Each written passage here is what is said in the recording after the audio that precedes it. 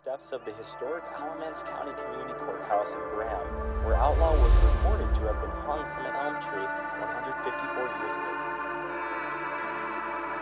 Everywhere I go, I'm gonna let it shine. Everywhere. For over a century, the small and quiet town of Graham, North Carolina, hides a dark past. For this episode, we're talking more about the lynching of Wyatt Outlaw that happened in Graham, North Carolina. I have with me here Carole, and tell me your last name if you don't mind. It's Troxler, Troxler. Awesome. And, tell me what your title is. I'm a professor emerita of history. I'm PhD. I taught at Elon University for, I guess, over 30 years.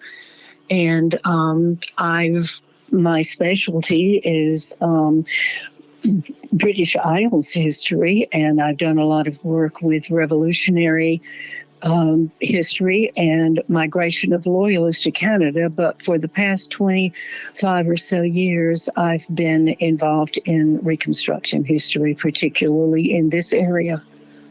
Yeah, absolutely. And, how did you come across the events about the Wyatt Outlaw lynching? How did you come across that?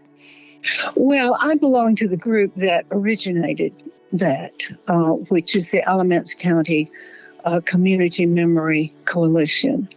We started actually the first one, the very, very first one, way back was hosted by the Salem Presbytery, which is the part of North Carolina Presbyterian Church. That was the first one. I heard about that. And of course, I was already deeply involved with what outlaw studies. And of course, I went to that. And then when the Alamance County Community Memory Coalition organized, one of the first things that we did was to set up an annual vigil for Wyatt Outlaw, among the other things that we do. So, yeah, I was part of that from the get-go.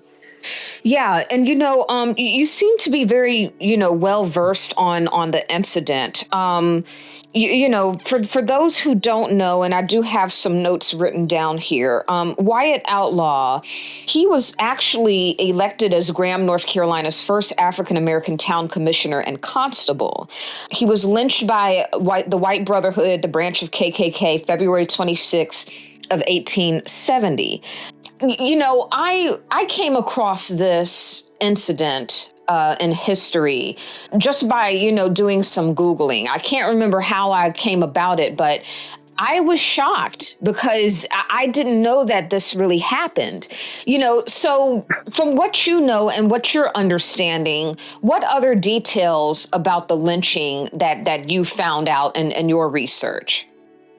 Well, let's go back a bit. Historians have known about this, and the sad fact is that the general public, and particularly media, do not read history. Mm-hmm. Do not read professional history. This was not a new discovery when I wrote if I may say so, the groundbreaking article about Wyatt Outlaw 25 years ago. Of course, I found an awful lot of detail that had not been known before. That's why I got the bee in my bonnet to pursue it. We knew all along that he had been lynched and that the Klan had done it. This was because there's ample first-person evidence in the Ku Klux Klan papers, which are housed at the Duke Special Collections. There's ample evidence of it in the 3-volume record of the trial of Governor William Woods Holden. So it's not like we didn't know anything about his death. But here's the thing. We knew about his death. We knew that he was a constable, that he was a town commissioner. We knew that he had been appointed by Governor by Governor Holden as soon as Governor Holden came in. But we didn't know basic things like who he was as a person, how old was he, did he have a family, had he been free or enslaved before the war, what was the reason that he was persecuted and killed in this way, and what really got under my concern was, why was Reconstruction so bad in this part of North Carolina, and why was he one that was chosen to be killed? Why was he considered such a threat, and to whom was he considered a threat, and what was going on in Alamance and the surrounding area that would explain why this terrible event happened here. So nobody knew answers to that question. And frankly, I got into it. Well, I was interested in Wyatt Outlaw from the time that I first came to Elon, because one of my older colleagues who's deceased now, Derwood Stokes, we'd been somewhere, and my husband and I and Dr. Stokes and his wife were driving through Graham, and he just sadly but calmly said, "That's the place where," and he sort of pointed out a place, "That's the place where Wyatt Outlaw was killed." And not being from North Carolina, that was my excuse. I realized that a lot of people in North Carolina back in 1970 didn't know this either. Mm-hmm. And I said, "Well, who was Wyatt Outlaw?" And he gave me what was known. So it had been in my mind all those years. And then in the 1990s, I was hired along with Dr. Bill Vincent to write a history of Alamance County. We were hired by the Alamance County Historical Association. And Bill did basically the 20th century, and I did the earlier part. And of course, once I got into that, I thought, I have got to find out more about Wyatt Outlaw, because here is the man who is literally hanging at the at the center of the county's history, and we don't know anything about him except the terrible details of his death. Mm-hmm. So I found out enough to include in the history, but I didn't find out all there was to know. So it became an obsession with me as soon as I finished the history, which was in '98. And I was teaching full time, of course, but I threw myself into finding out who was Wyatt Outlaw, and why did this terrible thing happen, and why did this terrible thing happen here. So those are things that I published in the North Carolina Historical Review in the year 2000. And at the time of the George Floyd concerns, I realized that the right people, or the people I was trying to reach, were not reading the North Carolina Historical Review, because, like I said, the general public and the news media don't read history. This is very accessible, right? Very, very accessible, but and it has been quite a journey, because I would ask people, especially if I thought they had lived in this area a long time, I would ask them if they knew about him. I asked white people, I asked black people. More white people than black people knew about it. Wow. Yeah. Wow. So you see why I put it on a free download. I think, this has got to get out to the people who need to read it. Absolutely. And they gobbled it up. But, they just absolutely gobbled it up, which of course pleased me. The group that I work with, we are slowly, carefully, and deliberately working toward putting up a marker. We work with the Equal Justice Initiative that Brian Stevenson heads, and they coordinate efforts like ours to honor and educate the public about lynching. Yeah, and I'm glad that you mentioned that, because there was somebody in under a Facebook post. I believe it was either for the Alamance Coalition or the Historical Society, one of the two. I can't remember. But somebody had responded and said that, yeah, you all are working with the Equal Justice Initiative to put a marker up there. Yeah. How's that coming along? What was the process that you all had to go through to kind of get the ball rolling on that? Well, first of all, we had to share with the Equal Justice Initiative that Wyatt Outlaw had existed.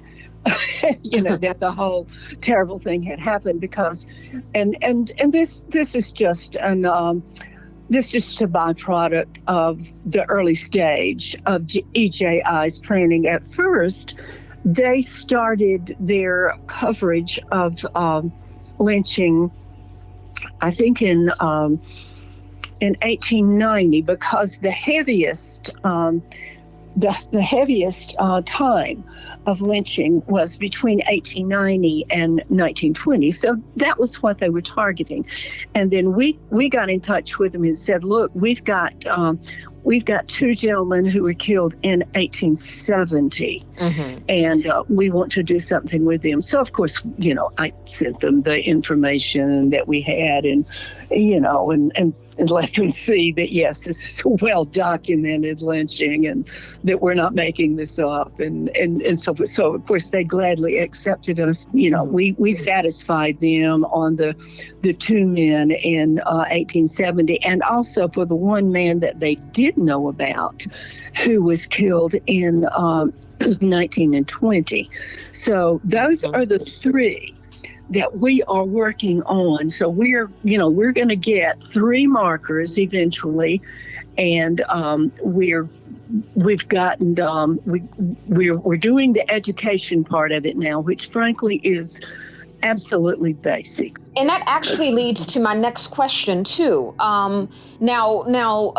What exactly? Well, I was told by Outlaw's great-great-grandson that apparently there was the KKK was having some type of march or something in the middle of the street, and Wyatt Outlaw came along doing his job, saying, "Hey, you all can't congregate in the street like this," and it's. When you think about it, that's what law enforcement does. Anytime there's a protest or anything that's happening, on public streets and whatnot, they they're there to, handle crowd control and everything like that.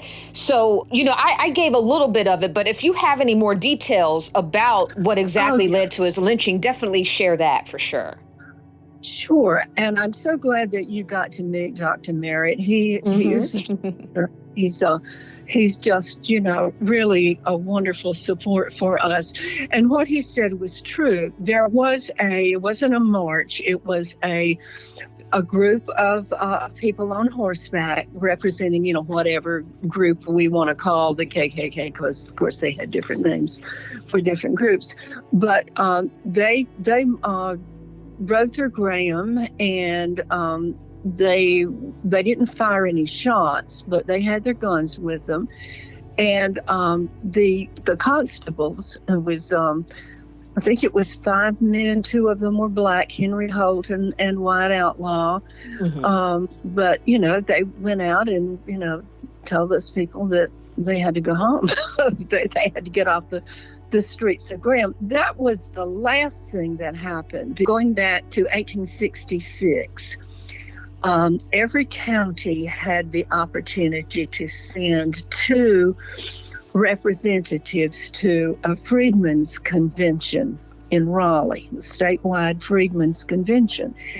And there had been one Freedmen's Convention in 1965, but Wyatt Outlaw and another man were chosen to represent the freedmen in Alamance County, and they went to Raleigh. I don't know exactly how they were chosen. Probably Well, no, not by the. I think it was probably just communities of recently freed men getting together and putting forth names. I mean, this was such a new thing. Right. Freedom was such a new thing, and there, weren't structures for what was going to happen, and that's part of the reason for there being a Freedmen's Convention, so that people could get together from all over the state and talk about well, okay, how are we going to do this and so forth, and how are we going to organize politically.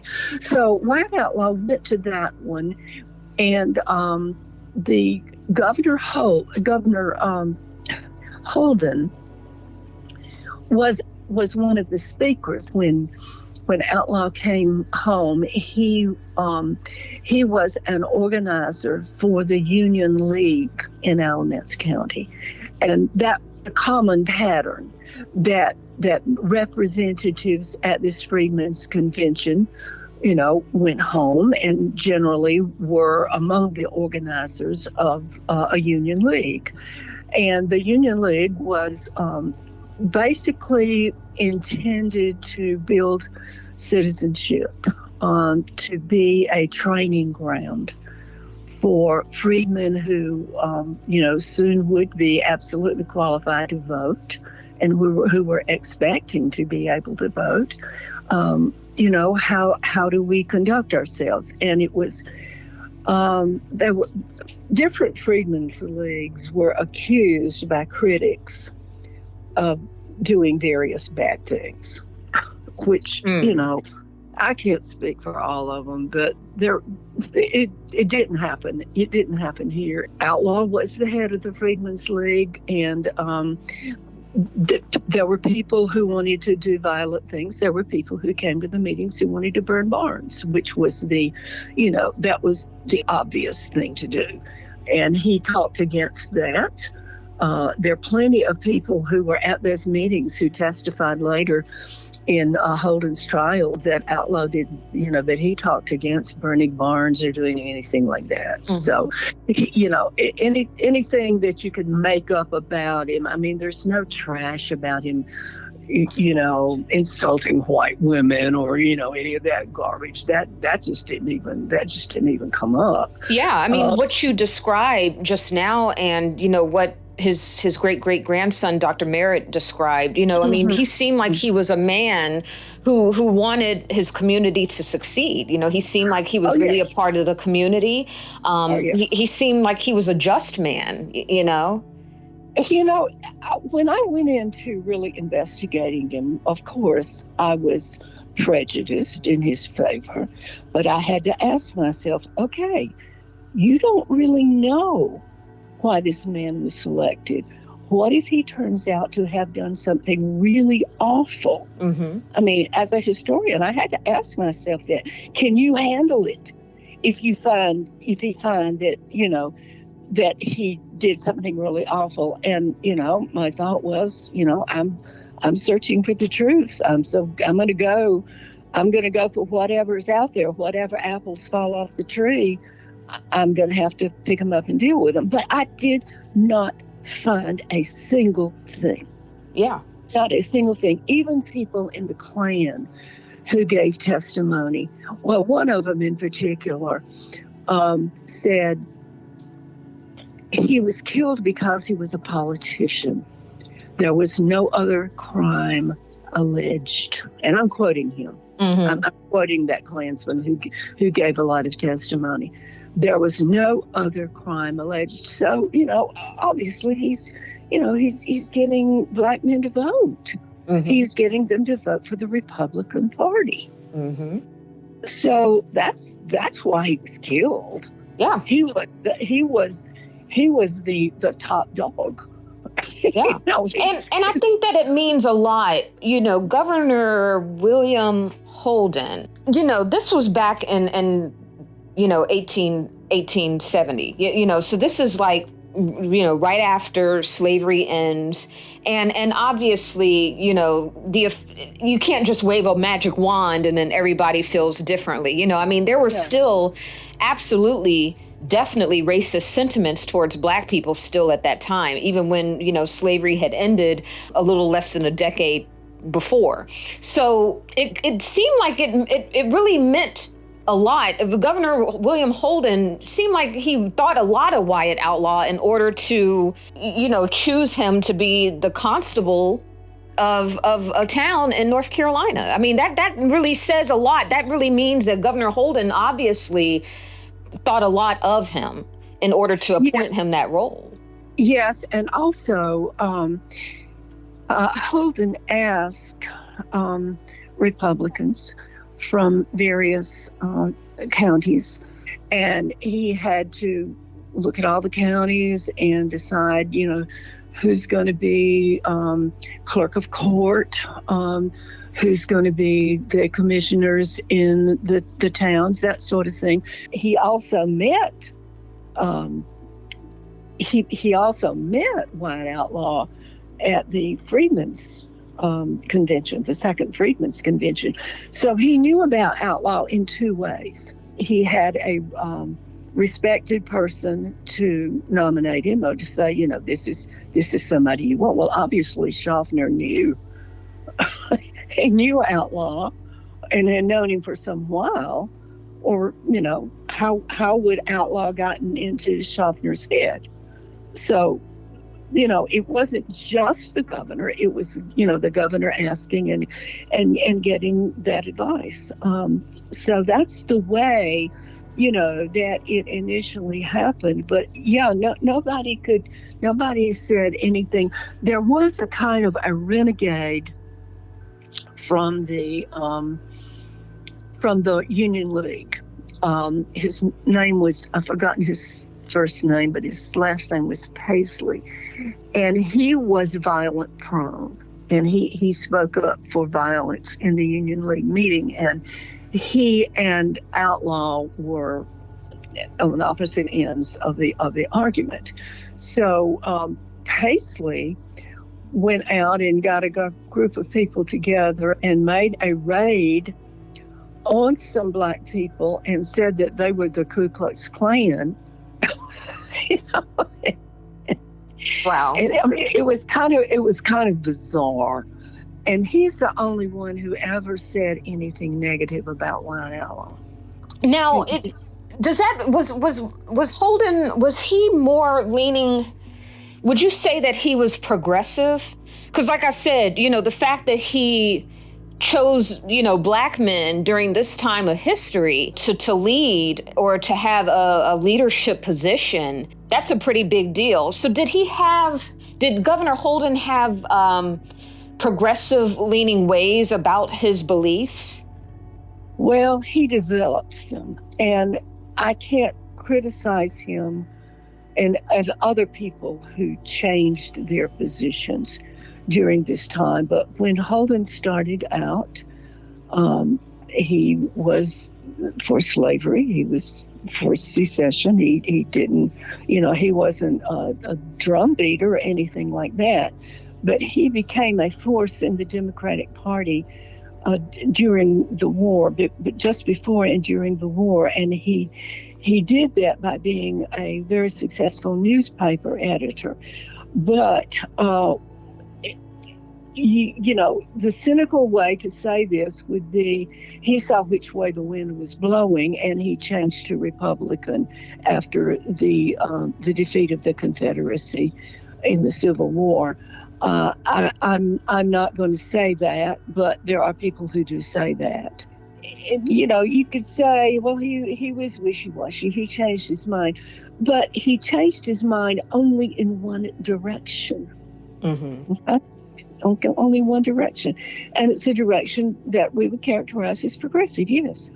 But also, you could say, well, he was such a champion of Black voting because he knew that if Republicans were going to get elected, they would have to do it with Black vote. Mm-hmm. They couldn't be elected by white people who were they either had been Whigs or Democrats before the Civil War, and the Whig Party kind of fizzled out. Some of the Whigs became Republicans, white Whigs. Some of them became Republicans. Some former Democrats who were white became Republicans as well. You've got new leadership, and it's going to include Black leadership, and it's going to bear the party name of Republican. So, of course, if you're going to build up the Republican Party, you're going to support voting integrity, not just voting rights, but voting integrity for Black people. And the Union League was the main force that did that. As I said, it was an educational process. It was to encourage responsible citizenship. And so that's the way that it went. So yes, Holden worked with the Union Leagues. He worked with the Republican Party, and the people who had been in the old power structure and who wanted to get back in, of course, they found every fault they could find with Holden and what he was doing. So would you say that, jealousy was really, the driving force of that led to Outlaw's lynching? Because he obviously wasn't the only Black constable in Graham, so it makes me wonder, I'm glad that they didn't lynch the other Black constable, but it makes me wonder, okay, why Wyatt Outlaw in particular? Why was it just him and not this other Black constable who also had? They went after the other Black constable too. I've forgotten the details, but I don't know if he got out of town or whatever. But he was sort of on the list, and the Klan beat a lot of Black men and white men who stood up to them. Now, when we go back to the events, so Wyatt Outlaw, and his other constables working alongside him, they tell the Klan, you got to clear here, you can't stay here and all that other stuff, or, you can't, be out in the street. The Klan gets mad. What are the events that lead up to the lynching? Did they go to Wyatt Outlaw's house and grab him up out of the bed? How did all those events transpire to the actual hanging? Yeah, the way the Klan worked is you have different camps, and that's what they call them, in different areas. And if one camp decided that somebody ought to be beaten or killed or whatever, if it was just going to be a light beating, they'd do it themselves. But if they really wanted somebody to be killed, that camp would not do it themselves. They would ask another camp, and it would have to be a camp that they thought would be willing to do it. But they would pass that task off to another camp. Okay? So the camp that decided that Wyatt Outlaw had to be killed was the company shops camp. And they got another camp to come in and actually do it. Okay? Yeah. Now, you mentioned that Wyatt Outlaw was mixed race. Obviously, when you look at the times and everything, this was more so a case of his father was I assume maybe a slaveholder and the mother a slave woman. Do you know the details and dynamics of his parents? I know the details, but I do not know the circumstances. In other words, I don't know if this was a love match, if this was abuse. I don't know. What I do know is that his mother, Jemima Phillips, belonged to a family of 3 Black people who show up from time to time in Castle County records. And of course, where Outlaw was born and grew up was in northern Alamance County. So it was close to Castle. And it has been assumed that his father was Chesley Fawcett, who did own slaves, but who did not own anybody in the two slave censuses that are for 1850 and 1860. He did not own anybody of the right. He did not own a woman of the right age to be Jemima. And Wyatt was born before Chesley Fawcett married. Mm-hmm. Okay. So the possibility that it was a love match is just as possible as the ugliness that we normally expect of this. And I don't really know. What I do know is that Fawcett kind of looked after Outlaw. Our working assumption is that Chesley Fawcett was his father and that Jemima Phillips, who testified in the Holden trial, and she testified as the mother and described what happened. And what happened, again, the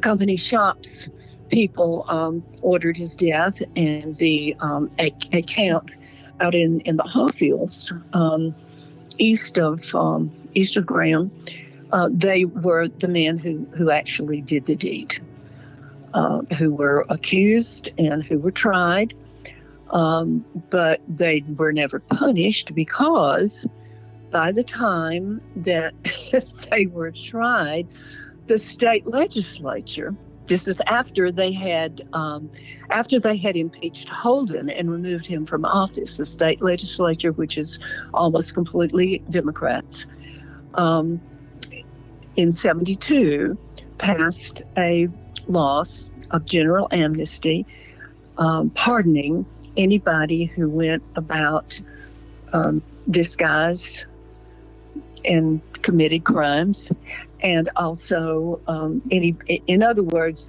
they pardoned if you did it.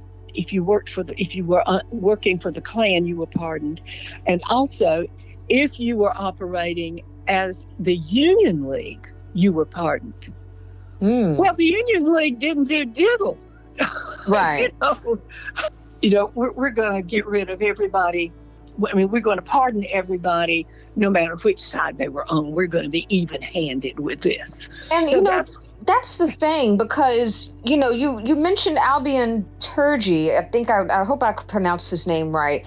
He was a Guilford County judge, and now it says from the notes that I had got, it said that he had brought felony indictments against 63 Klansmen. Is that number accurate, and did it dwindle down? Because you had mentioned a couple minutes ago that there were a few people who were found guilty of Wyatt Outlaw's lynching. So how did that come about? Okay, there were more people who were accused than were actually indicted. Okay, I mean, that's just the way the law works. You gotta wait until you get enough evidence to get a good indictment. So there were 18 for whom they got a good indictment, and there were these others that they didn't. Well, and after the Amnesty Act was passed, Troxler's life was threatened. Wow. And he left. He had a business in Graham. He was making agricultural implements. He was making axes and hoes and things like that, and had a good business going. And he intended to stay in Greensboro. But after you're getting this backlash after the governor is impeached and removed from office. That's the turning point. Mm-hmm. That's the turning point. So it's almost like they knew, okay, once we can get the governor out the office, then we can, That's exactly what happened. Wow. And that's the thrust, or part of the thrust of the book that I'm in the process of getting out. Now, you had mentioned earlier that Troxler, he knew Wyatt Outlaw personally, right? Sure, he had to know him. So I mean, I'm sure he was a professional man, and you know, when you're in a seat of power like that, you definitely have to take your personal feelings out of the situation. But do you think that do you think that Wyatt Outlaw's lynching really hit home for him, given that he knew him personally? Oh, yes. Oh, he was outraged. He was outraged. And the same thing for many other people who were harmed. I mean, that cut Tourget, and he included him in his novels. And it's funny here. So you said that the state. So how many Klansmen? Repeat again. How many Klansmen were actually the ones who committed the crime? Well, probably about 60. 60. Probably that's the top figure that comes out from people who were in Graham at the time and who saw them going down the street and who made a statement about it, either in the Holden trial or some other context. And do you know specifically, I know that's 60 names, but do you know at least a couple of names of the actual people Sure. that were involved? Sure, that's in my article. Mm-hmm. Yeah, and there's going to be more names in my book. Yeah. And so the state had dropped the charges. What was their reason for dropping the charges against these people? Because of the law that the legislature had passed, giving amnesty to anybody who committed a crime. And I don't know exactly the way they worded it, but it basically meant anybody in the Klan that committed a crime and anybody in the Union League that committed a crime. Now, has anybody else decided, some years later to bring, to hold these men accountable again? Has there been any attempt? Well, you couldn't do it without withdrawing that law. So it's like they knew exactly what they were doing when they put that law in place. Oh yeah. That's one of the first things they did after they got rid of the governor. Wow. Sure. Now, there was some events took place, but let me back up some. Okay. There, unfortunately, but in a way, and this is going to sound, in a morbid way. In a morbid way, I'm glad that these pictures of these lynchings exist, so that we can see just how barbaric these events happened in our history. Hard to believe. Absolutely. Are there any, and they used to make, and I'm sure you know this already, but they used to make postcards and everything of pictures of lynching victims. Do you know if there's any pictures of Wyatt Outlaw's dead body, hanging in the square or anything like that? No. Okay. Probably not the technology in Graham to do that. Okay. Are there any pictures of Wyatt Outlaw just in general when he was living? Oh, I wish there were. I have searched high and low. No, there's not. Now, the White Brotherhood of the KKK, that's obviously, from what I saw, was a branch of the KKK. What makes that distinguished from just the regular KKK? Is there something different about that particular branch than any other, or just the general KKK as a whole? It was the first one that organized in Alamance County. And there were a couple of others that came along, and they just in different communities you had different ones, because the way that they got organized is that they would know somebody in another area that was in a racist vigilante group, whether it was the Constitutional Union or the White Brotherhood or later on the some kind of an empire. And it was just a matter of where you got your information from. You know, if you had a cousin living in Virginia and he belonged to a group, and so you got the details from him. It wasn't any one organization. And the shorthand is just to refer to them as the KKK, but that's not really accurate. But if you make it a point to call them by their individual names, then you confuse the reader. Right. You know, so that's sort of why there is this shorthand of calling them the KKK. You know, it's a question that's not really worth pursuing as to what the distinctions were among them, because they were all vigilantes. They all worked on a local level, and they worked for local reasons.